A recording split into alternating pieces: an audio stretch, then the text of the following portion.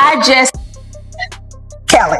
So I was like, what? I said, why did he tell you that? So apparently he told him. Y'all, this is not just drama. This is a full-blown scandal that just exploded out of nowhere. Friendships shattered, secrets leaking, and one name sitting right in the middle of it all. And just when you think you've heard everything, it gets worse. Because according to reports, Porsha Williams didn't just hear rumors. She claims she saw the messages herself, live. Not screenshots, not gossip, actual receipts. Now here's where it gets messy.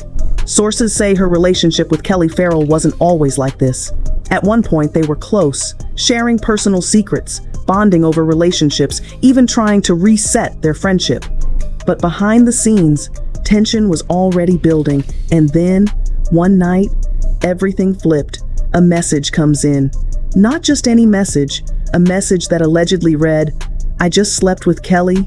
And yes, it gets worse, because reports claim the man involved was married. So now you've got betrayal, secrets, and a situation that doesn't just look bad, it looks calculated. But here's the twist nobody saw coming.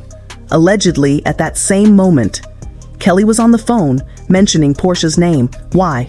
How? What was really going on behind the scenes? Porsha didn't expose it immediately. She held it in, waited, watched, like a ticking bomb. And when it finally went off, everything changed. Now it's not just accusations, it's a full-on war. So the real question is this the truth finally coming out? Or just another perfectly staged reality TV setup? Because one thing is clear, this story is far from over. The text messages as they were coming in. So I don't need to have anybody, it's not third party. I myself, it's not like he told me, he paraphrased. I read them out of his phone myself. As they were coming in. Y'all, what started as whispers behind closed doors is now turning into something much darker and way more calculated than anyone expected. Because after that shocking claim that she saw the messages herself, everything begins to look different. Not louder, not messier, but deeper. Reports suggest that before all of this chaos, Porsha Williams and Kelli Ferrell were actually in a good place. Not perfect, but close enough to trust each other. We're talking about late-night conversations, shared experiences, even opening up about past relationships and personal struggles. It wasn't surface level, it was real, or at least it looked real. But then, something shifted. Not overnight, not dramatically. Just enough to create tension. And here's where it starts getting uncomfortable. Because according to insiders, while things seemed fine on the outside, there was already a quiet disconnect happening behind the scenes. Words didn't match actions, energy didn't match intentions. And slowly, that reset they once had started to crack. Damn weird. Why would she say my name? Again, I thought about, oh damn, this is after reunion. She's talking to someone about the situation that happened at reunion. Okay. That moment right there, that was supposed to be the turning point, the fix. But instead, it may have been the beginning of the fallout, because not long after that, the narrative started to change. Publicly, subtly, then repeatedly. Sources claim that Kelli continued pushing certain conversations, especially around married men, even after things were supposedly cleared.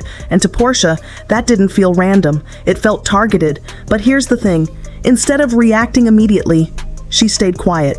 Watched, observed, let it build. And that silence, it wasn't weakness, it was strategy. Because the more things played out, the more contradictions started showing up. What was said privately didn't match what was being shown publicly. And that's when suspicion turns into something else, something heavier, something personal. Soundbox ain't been screaming that I'm sleeping with a married man, and she is in the bed at a hotel room with this married man. And so they're texting you. That line right there changes everything, because now this isn't just about drama, it's about intention. Was this misunderstanding or manipulation? And just when it feels like this situation has already crossed the line, it hasn't, because behind all of this, there's still something bigger waiting to come out. The tension wasn't random, the silence wasn't accidental, and whatever was being held back wasn't going to stay hidden for long. What makes this situation even more unsettling is not just what was said, but when it was said and why it was held back. Because by this point, the tension wasn't just building, it was sitting there, waiting. And according to reports, Porsha Williams had already reached a point where silence didn't feel like peace anymore. It felt like pressure. Not the kind that explodes instantly, but the kind that builds quietly until it becomes impossible to ignore. And just when it seemed like things might settle, they didn't. They escalated, but not publicly. Not yet, because behind the scenes, something shifted in her approach. This wasn't about explaining anymore. This wasn't about clearing things up. This was about timing, about waiting for the right moment. The last thing is if somebody's having sex with a married man is talking about Porsha and this. They should be talking about the wife. The wife. Exactly. But yeah, so anyway, it was crazy. That moment right there reveals the mindset. Because now this isn't someone reacting emotionally. This is someone deciding deliberately that if communication failed, something else would take its place. And that's where the tone of the entire situation changes. Because once it moves from conversation to retaliation, everything becomes unpredictable. And it doesn't stop there. Because what's even more striking is how the information itself came out. Not through investigation, not through digging, but almost by accident, or at least that's how it's being described. Quick. And to be honest with you, I didn't know that I would even have that information. I was literally standing in my kitchen. Fell into your lap.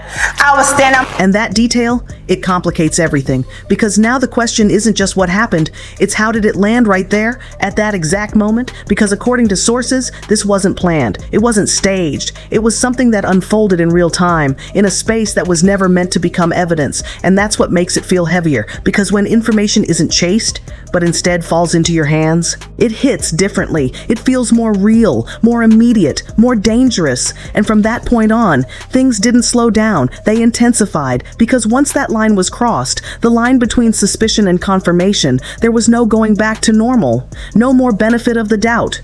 No more, maybe it's a misunderstanding. Now, it was about what to do with what had been seen.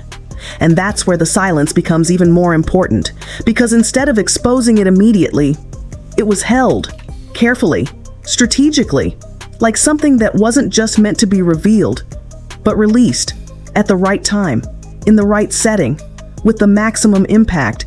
And that changes the entire dynamic, because now we're not just looking at a reaction, we're looking at a buildup, a controlled delay, a decision to let everything play out before stepping in. And during that time, the outside world kept moving, the narratives kept forming, the conversations kept spreading. And from the outside, it still looked like just another reality TV tension. But internally, something much bigger was forming. Because when someone chooses to wait, instead of react, it usually means one thing. They already know something others don't. And when that truth finally surfaces, it doesn't just answer questions. It creates new ones. Because now people aren't just asking what happened. They're asking why now, why this way, and what else hasn't been said yet. And just when it feels like the situation has already reached its peak, it hasn't.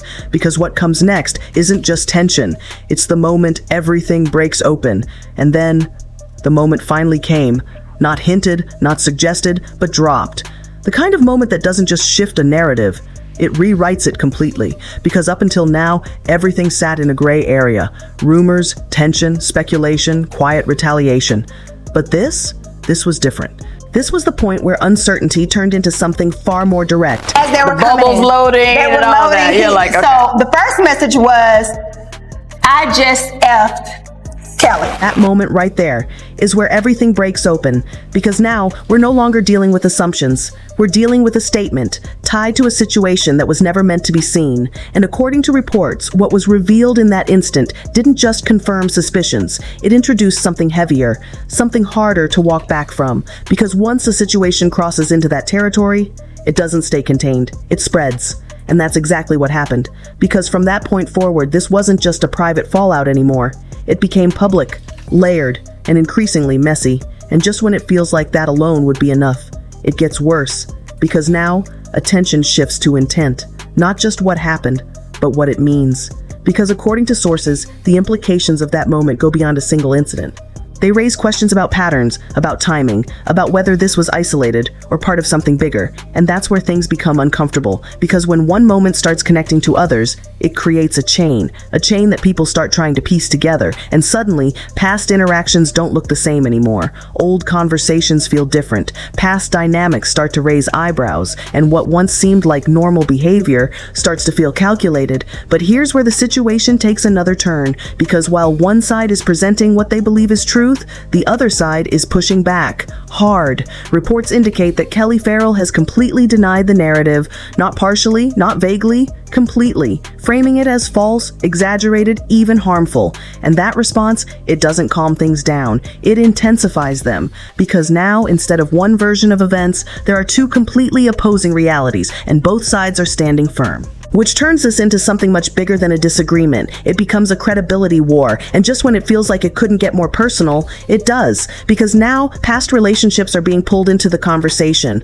old wounds reopened, old narratives reframed, and suddenly, this situation isn't just about one claim anymore, it's about reputation. Because when personal history gets brought into public conflict, it changes the stakes. It's no longer about being right, it's about being believed, and that's where things begin to fracture even further, because in the middle of all this, there are others connected to both sides, people who once stood in neutral spaces, now being pulled into the tension, and that creates another layer of pressure, because silence starts to look like choosing sides, and distance starts to look like disloyalty, which means even those who weren't directly involved are now part of the fallout, and it doesn't stop there. Because beyond the direct accusations and denials, there are smaller moments, subtle actions, that add fuel to the fire. Moments that, on their own, might seem insignificant, but in this context, carry weight. Gestures interpreted as disrespect, absences interpreted as statements, and every move becomes part of the narrative. Because in situations like this, nothing stays neutral. Everything is read, everything is analyzed, everything means something. And as this continues to unfold across interviews, appearances, and social platforms, the lines become even more blurred. Because now, it's no longer clear where the truth ends and where perception begins. And that's what makes this entire situation so difficult to untangle, because at its core, this isn't just about one message. It's about trust that may have been broken long before that message ever appeared. It's about a friendship that, according to reports, was already under pressure and before it ever reached this point. And now, there's no going back, because once something like this becomes public, it doesn't return to silence. It evolves, it spreads, and it leaves behind questions that don't have easy answers. So now everything comes down to this. Was this a truth finally exposed, or a moment strategically used? Because depending on the answer, this story changes completely. And right now, that answer is still unclear. But one thing is certain, whatever this started as, it has turned into something much bigger than anyone expected. And just when it feels like every piece of this story is already on the table, it isn't. Because what we've seen so far might not even be the full picture, just the version that made it out first, behind the statements, behind the denials, behind the perfectly timed reveals. There's still one question nobody can confidently answer. Who's actually telling the truth? Because on one side, you have claims backed by what's being described as direct, real-time receipts. Not hearsay, not secondhand gossip. And on the other side, you have a complete shutdown, a refusal to accept any part of the narrative. That kind of split doesn't resolve quietly. It escalates, and it pulls everything else into it. Reputations, friendships, past relationships, all of it now under a microscope. And here's where it gets even more dangerous, because once public opinion starts forming, it doesn't wait for facts. It moves fast. It picks sides. It amplifies whatever version feels more believable or more shocking. So now, this isn't just about what happened that night. It's about who controls the story moving forward, because in situations like this, timing is everything, and silence can be just as loud as exposure. So ask yourself this: was this truth finally coming to light, or a perfectly calculated moment designed to hit at the worst possible time? And if this is only part of what's been hinted at, then what else hasn't been said yet? Because one thing is clear: this isn't over, not even close. So now it's your turn. Whose side are you on? And more importantly, what do you think really happened behind the scenes?